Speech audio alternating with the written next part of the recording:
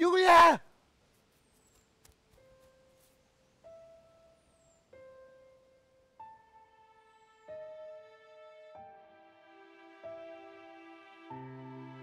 Kære alle modige troldmandslærlinge.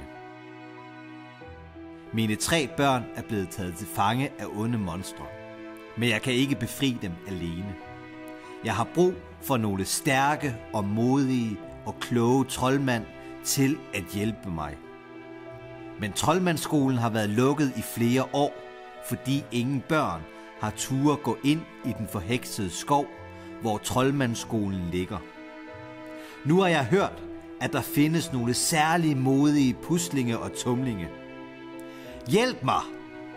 Jeg viser jer ind til den forheksede skov, hvor I kan lære at blive rigtige troldmænd, så vi sammen kan befri mine børn.